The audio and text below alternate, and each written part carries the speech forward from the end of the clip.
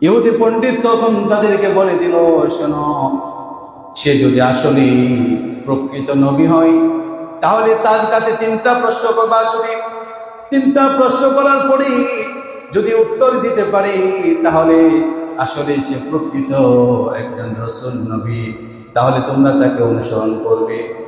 আর এই 3টা প্রশ্ন করার পরে যদি উত্তর দিতে না পারে তাহলে ধরে নিবে সে আসলে নবী না, সে হবে ভণ্ড নবী। তাহলে তোমরা যা ইচ্ছা তা করো, কিন্তু যদি এই 3টা প্রশ্নের উত্তর দিতে পারে তাহলে তোমরা তাকে অনুসরণ করবা। এটা বলে দিলেন। 3টা প্রশ্ন কি?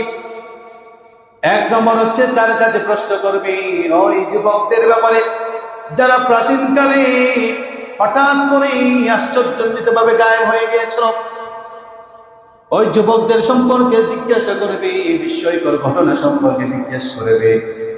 দ্বিতীয় প্রশ্ন করবে ওই ব্যক্তি সম্পর্কে যিনি একা সারা পৃথিবীর মধ্যে সফর করেছে, বিশ্ব ভ্রমণ করেছে, ওই ব্যক্তির ব্যাপারে জিজ্ঞেস করবা। 3 নম্বর জিজ্ঞেস করবা রূহ কি, আত্মা কি, এই আত্মা সম্পর্কে জিজ্ঞেস করবা। এই 3টা প্রশ্নের উত্তর যদি সে সঠিকভাবে দিতে পারে তাহলে তুমি বুঝে নিবা আসলে সে সঠিক, আসলে সে নবী, আসলে যা নাজিল হয় এটা আল্লাহর পক্ষ থেকে নাজিলকৃত গ্রন্থ। সুবহানাল্লাহ। এখন এই কথা মতো তারা যে আল্লাহ রাসূলের কাছে প্রশ্ন করল, ও নবী মুহাম্মদ, তোমার কাছে আমরা 3টা প্রশ্নের উত্তর চাই। নাম্বার 1, আপনি আমাদেরকে বলুন ওই সমস্ত যুবকদের ব্যাপারে যারা প্রাচীনকালে বিস্ময়করভাবে গায়েব হয়ে গিয়েছিল।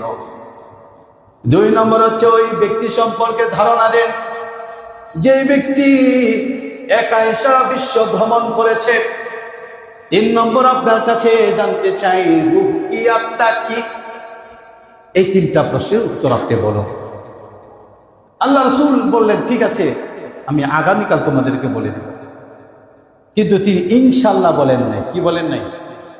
ইনশাল্লাহ। আমরা বলি না ইনশাল্লাহ এটা করবো।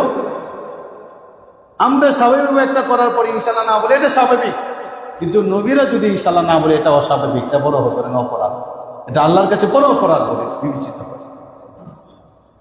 আল্লাহ নবী ইনশাল্লাহ বলে নাই, বললেন আগামীকাল বলে দেব। এই জন্য আল্লাহ পাক রব্বুল আলামিন আমাদের নবীর শাস্তি স্বরূপ 15 দিন পর্যন্ত ওহী বন্ধ ছিল। এই 15 দিন পর্যন্ত কাফের মুশরিকরা চতুর্দিকে